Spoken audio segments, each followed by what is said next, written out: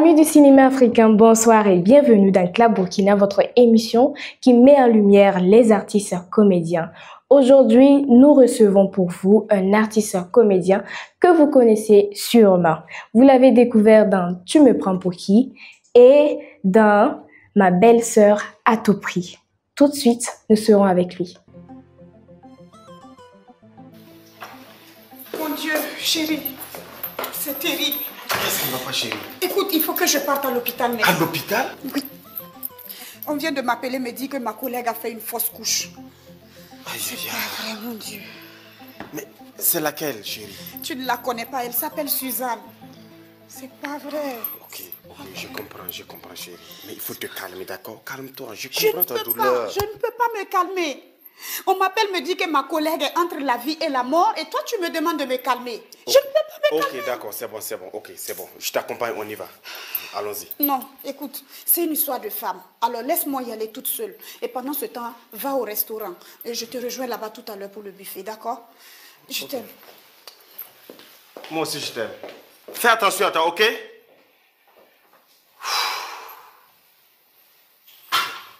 Elle aussi. Quand même, c'est pas aujourd'hui.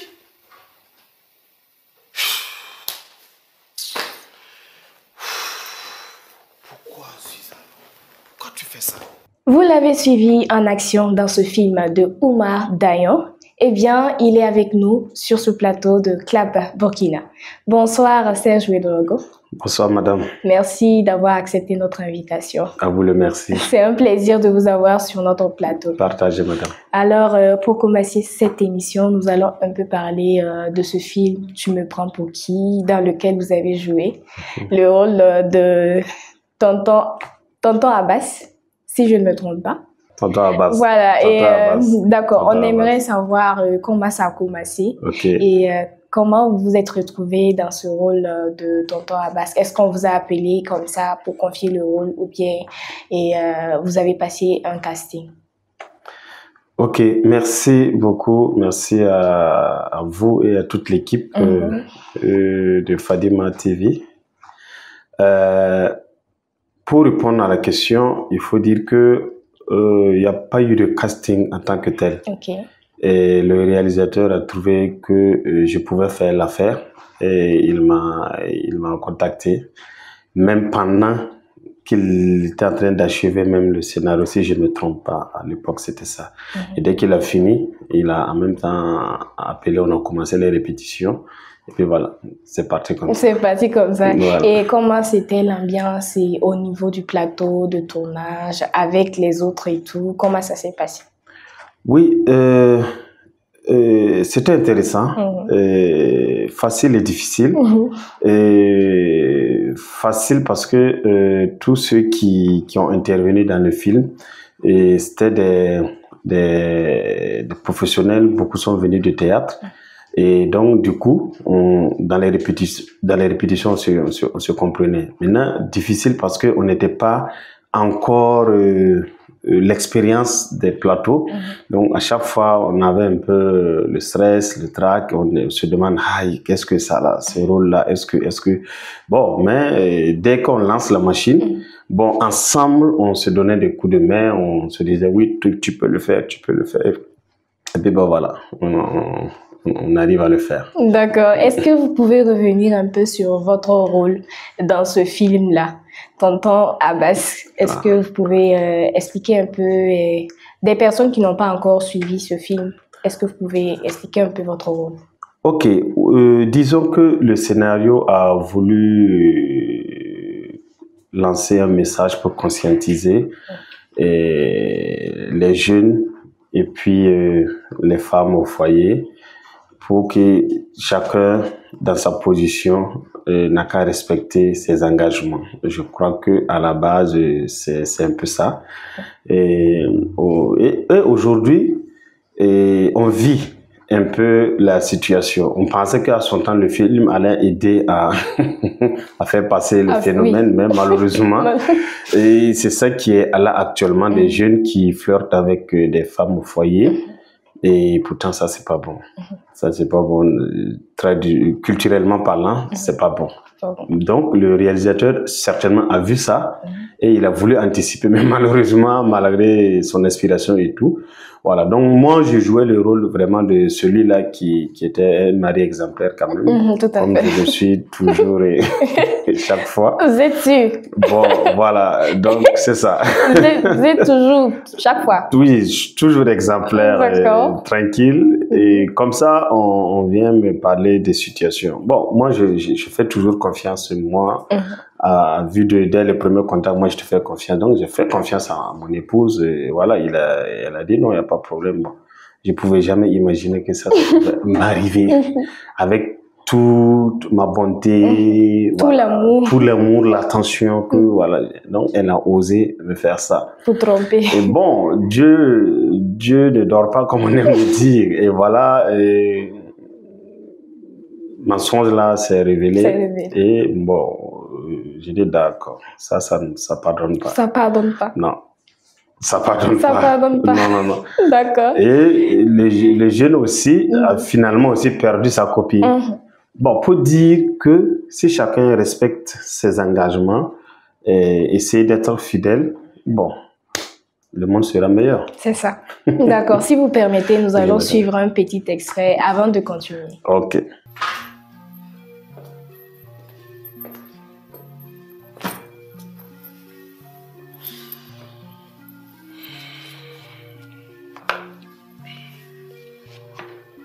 Bonne arrivée, madame.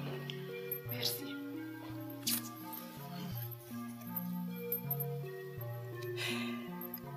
C'est triste. C'est triste de constater qu'à vouloir donner la vie, on peut y laisser la sienne. Suzanne qui est tout le temps joyeuse, elle était méconnaissable. Elle ne faisait que pleurer. Et... Ah oui. Ça se voit que c'était vraiment un choc pour elle. Elle a tellement voulu cet enfant. Le perdre a été un choc terrible.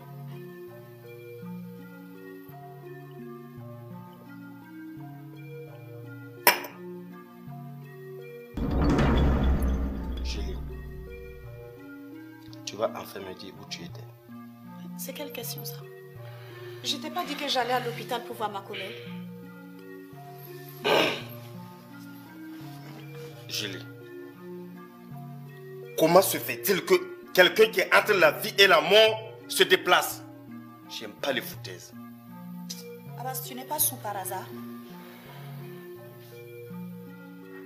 Julie, ne joue pas avec moi. Mais qu'est-ce que tu as?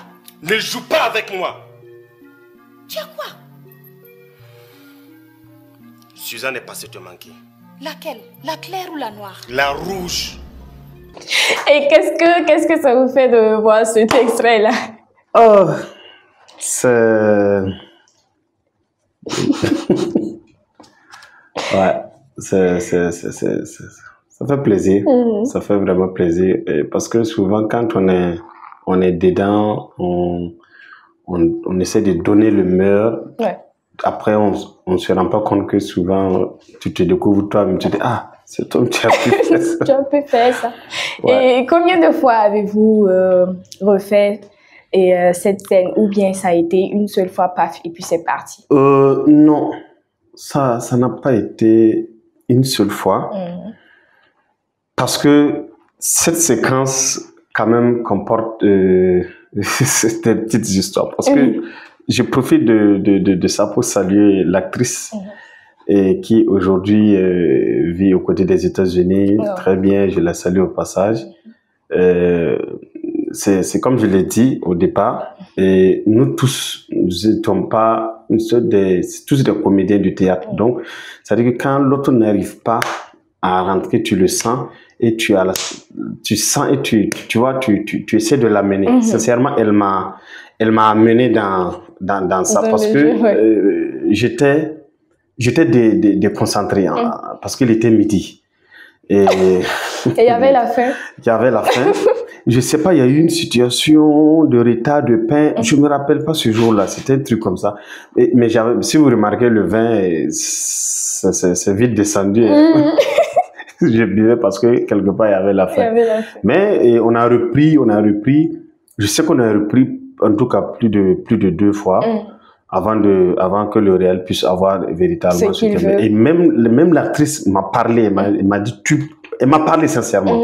Et bon, j'ai dit, ben oui, si elle dit que je peux le faire, c'est que réellement Donc, au passage, je la salue. C'est mon ex maintenant. C'est mon ex. Pourquoi vous n'avez pas pardonné? Non, parce que moi, je pardonne pas. Elle aussi, elle a demandé pardon fatigué. Donc, et si c'était vous à sa place? Oui, elle allait me pardonner. Pourquoi? Parce qu'elle m'aime. Et vous alors? Oui, moi aussi je l'aime. Mais pourquoi vous ne l'avez pas pardonné? Parce que la femme ne doit pas tromper l'homme. Ah ouais? Non. Et l'homme doit tromper sa femme? Non, je n'ai pas dit ça. Mais je dis, nous devons respecter la prescription de nos ancêtres. Prescription? Oui. Un homme doit respecter la vie de ses ancêtres. Par exemple, nos grands-parents. Vous pouvez expliquer un peu? Nos grands-parents ont eu 2 femmes, 3 femmes. Ah ouais? Oui, bon, si 3 femmes, si on dit, ok, cette génération est venue, bon, pas 3 femmes, 2 femmes. Donc nous sommes dans la génération des 2 femmes. Voilà. Mais comme vous êtes tellement émancipés jusqu'à dépasser, vous ne comprenez pas le bien fondé d'avoir 2 femmes. Oui, pourtant, ça vous aide en fait. Vraiment. Par exemple, ici, tu es en train de faire une émission. Oui. L'autre est en train de préparer à la maison. C'est pas clair. C'est pas clair. Ok, je vais revenir un peu. Et vous avez parlé tantôt de théâtre. Oui. Et j'aimerais savoir comment ça a commencé pour vous, comment vous êtes retrouvé dans le cinéma. Donc, vous avez commencé par le théâtre, oui, si j'ai bien compris. C'est ça. Ok. J'ai commencé par le théâtre. Ça, c'était mon premier casting théâtre. C'était le 17 octobre 97, si je ne me trompe pas. Et au théâtre de l'Unité à Ouidi. L'école Pourbi qui fait face à la maternité Pourbi. Donc j'ai commencé là-bas et puis petit à petit j'ai quitté là-bas. Après je me suis retrouvé avec Monsieur Bouddha Barthélemy et GTS. Donc j'ai duré là-bas jusqu'à voilà. Donc il faut dire que c'est à partir de 2010 véritablement que j'ai commencé le cinéma. Le cinéma. Voilà, donc je suis pas trop vieux dans le cinéma. Les choses sont allées peut-être plus vite que... Et quelle était votre toute première expérience dans le cinéma? C'était Affaires publiques. Affaires publiques, première saison. Et j'étais à cheval entre Affaires publiques et puis Somzita de Savane Média. Voilà, avec El Hadj Aboubakar Sinava. Donc, le jour où je ne tourne pas là-bas, j'essaie de faire le programme. Donc, je partais tourner avec Savane Média. Et puis, je venais tourner avec Affaires publiques. Voilà. Et comment ça s'est passé pour une première expérience dans le cinéma? C'était difficile ou c'est passé comme ça? C'était les premiers moments, il faut dire que c'était un peu difficile. Et parce que on a voulu jouer comme au théâtre dès le premier moment, mais il y a toujours le réalisateur ou le directeur artistique qui dit oui c'est bien mais tu surjoues, voilà tu diminues parce que bon, le jeu d'acteur en cinéma c'est différent du jeu d'acteur en théâtre. Voilà, donc bon, mais comme on avait la volonté et comme c'était la passion, voilà, on se laissait diriger, on se laissait apprendre, on apprenait vraiment de tout que parce qu'on avait vraiment envie de faire nos chemins là-bas et puis donc voilà. Donc en tout cas on écoutait les aînés et puis bon, voilà. D'accord. Ok, et après cela il y a eu plusieurs autres productions comme ce qu'on vient de voir tout de suite. Et tu me prends pour qui? C'est ça. Il y a également Ma belle-sœur à tout prix. Oui. Parlez-nous un peu de Ma belle-sœur à tout prix. Comment ça s'est passé? Comment vous vous êtes retrouvés encore avec le rôle d'un frère qui, je vais dire quoi? Un frère qui veut la femme de son frère. Ouais, ça c'est choquant. C'est choquant. Hein. C'est choquant. Mais ça, c'est le réel encore. Alors, je le salue au passage, M. Omar Dayon, vraiment un grand réalisateur avec qui on a commencé les premiers films, disons. Et en tout cas, pour l'histoire de ma belle-sœur à tout prix, je ne sais pas d'où vient son inspiration, mais en tout cas, il a eu une belle histoire. Oui. Et il a su faire également le choix des acteurs. Bon, chacun a essayé encore de donner le meilleur. Voilà. Parce que chaque production, il faut dire que c'est une nouvelle expérience. Tu ne peux pas dire parce que j'ai déjà tourné. Non, non, non. Quand tu viens, oublie. Et tu apprends. Parce que c'est pas évident que c'est le même cadreur. Voilà, c'est pas évident que c'est le même électro. Bon, il y a toute une équipe qui change. Et puis, bon, avec des nouvelles têtes également. Donc, mais on apprend encore et tout. Donc, il m'a confié ce rôle. J'ai dit, bon, je vais essayer. Et j'ai toujours, disons, eu des rôles assez difficiles. Mais bon, Dieu étant vraiment mon recours, j'arrive en tout cas à répondre un peu. Donc, c'est comme ça, il m'a parlé de l'histoire. J'ai dit, il est réel. Tu vas me mettre dans des problèmes encore. Mais bon, on a essayé. Et Dieu merci, les gens ont apprécié, les gens ont aimé le film. Et puis bon, voilà. Ah oui, le réalisateur, c'était plutôt, excusez, c'était Yves Edgar. Ok. Voilà, Yves Edgar. Voilà, produit par Omar Dayo. Voilà, bon, disons que les deux, voilà, travaillent ensemble. Voilà. Donc, voilà, désolé vraiment, c'était Yves Edgar. D'accord. Voilà. Ok, et avec l'actrice et, bon, disons, les acteurs dans Ma belle-sœur à tout prix. Comment ça s'est passé, votre collaboration sur le plateau? Est-ce que c'est passé comme ça? C'était free, je veux dire. Oui, c'était free. Vous allez encore trouver que c'est quasiment les mêmes acteurs principaux voilà, qu'on s'est retrouvés. C'est comme si c'était une continuité. Mais il faut dire que l'actrice, elle, c'était sa première fois, si je ne me trompe pas. Elle s'est intéressée, elle dit qu'elle aime faire les cinémas. Mais c'est à l'occasion, et puis bon, voilà. Donc, c'est comme ça, on l'a retenue dans ça. Mais, vous savez, quand tu sais que tu n'as pas d'expérience, et que tu acceptes qu'on te dirige, qu'on te montre, tu apprends vite et ça va vite. Tout à fait. Voilà. Mais quand il y a des gens qui sont déjà stars dans leur tête, souvent sur les plateaux, on rencontre des petites difficiles. Tu veux dire non, on dit non. Même dans l'autre plateau, nous on a joué comme ça. Non, c'est pas la même chose. Voilà. Donc, en tout cas, ça s'est très bien passé. Et puis bon, on a joué tranquillement. Elle était dans son élément. Moi aussi, j'étais dans mon élément. Et puis bon, les choses se sont très bien passées en tout cas. D'accord. Ouais. Ok. Et quelle était la réaction du public et surtout de votre entourage après la sortie de Tu me prends pour qui? Les gens ont aimé et les gens m'ont beaucoup encouragé et félicité parce que comme je vous le disais, j'étais pas encore trop dans le cinéma comme ça. Je crois que c'était je crois que c'était mon deuxième long métrage, mon troisième long métrage. Parce que on a fait D'Acosta et après D'Acosta maintenant que j'ai fait ça. Si je me trompe pas, voilà. Donc ça veut dire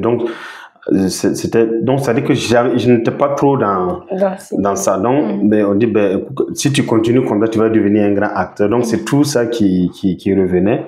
Et j'ai dit, bon, comme les gens te suivent, essaie d'améliorer. Donc, j'essaie toujours de faire des formations et pour améliorer le jeu d'acteur du côté de Imagine et puis un peu partout les autres. Moi, dès qu'il y a atelier de formation, si je suis disponible, je peux m'inscrire et puis voilà. D'accord. La formation avant tout. C'est ça, c'est très capital. D'accord. Très capital. Ok. Et je sais qu'il y a eu plusieurs productions. Et parmi toutes ces productions-là, quelle est la production qui vous a le plus marqué? C'est Afrimove. Afrimove de Ibrahim Olokunga. Et ils étaient à la Padoa. Et il faut dire que c'est quand j'ai fini avec Savane Média qu'une amie m'a parlé de la production, qui m'a même amené. Et je suis allé m'inscrire et il m'a rencontré, on a échangé. Et puis bon, il avait déjà son projet de tournage. Donc, il m'a confié un rôle. Et puis, on partait faire les répétitions. Bon, pas les répétitions, en tout cas, j'ai pu le convaincre. Et bon, c'est resté comme ça. Avec lui, disons que c'est avec lui d'ailleurs que j'ai fait beaucoup de longs métrages. Et c'est avec lui aussi qu'il y a eu la révélation. Donc, vraiment, je le salue au passage. Lui aussi, il est du côté des États-Unis actuellement. Et puis, bon, voilà. Bon, il part me laisser. Non, vous aussi, vous allez partir. Bon, maintenant, mes États-Unis, c'est ici maintenant. C'est ici maintenant. Oui, parce que je suis convaincu que nous allons donner à manger aux Américains bientôt. Ah ouais. D'accord. En dehors des caméras, qui est Serge Ouedraogo? Alors, en dehors de caméra, Serge Ouedraogo, c'est un jeune citoyen burkinabé qui vit ici, qui essaie de vivre correctement à travers son art. Et puis, voilà. C'est tout. C'est tout. J'ai mon jeune entreprise aussi. C'est important d'en parler. Peut-être que les gens vont me contacter maintenant. Et ne me voyez plus comme acteur comme ça. J'ai mon entreprise à travers laquelle je mange maintenant. Parce que les contrats se font de plus en plus rares. Mais comme je me suis lancé dans la formation de la réalisation, de la conception, à travers mon entreprise, voilà, je fais des capsules, des spots, et puis bon, on a un long métrage en vue. J'ai tourné par le passé, mais en co-réalisation avec Tony Ouedraogo, certainement que vous connaissez très bien. Tu me prends pour qui? Non, tu me prends voilà, qui est un très bon acteur également, et puis un très bon réalisateur. Donc voilà, en dehors des caméras. Donc, on essaie de faire des marchés publics, on essaie de... Voilà, il y a des gens qui me contactent par conviction, et après, ils ne sont pas déçus, et puis, on continue le marché. Super. D'accord. Et actuellement, vous travaillez sur quel projet? Et y a-t-il un film en tournage? Vous êtes en tournage actuellement ou... Il faut dire que actuellement, je prépare un long métrage. Et sinon, j'ai fini une série avec Réveil Production du grand frère Sawadogo et qui va aussi bientôt passer sur la chaîne RTB. Je suppose. Voilà, donc en tout cas, on a fait 3 mois. Après les 3 mois, bon, il y a eu une petite pause. Et là, je prépare maintenant le long métrage. Voilà, donc. Et le nom de la série? Bon, c'est Sonabel. Sonabel. Ah, on dirait que j'ai déjà entendu parler. Voilà.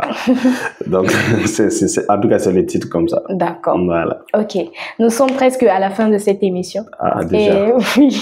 Et je vais vous poser quelques petites questions. Ok. Avant de continuer. Ok. Ce sont des questions simples. Vous allez répondre spontanément. Par oui ou par non? Bon, pas par oui ou par non, mais vous allez répondre.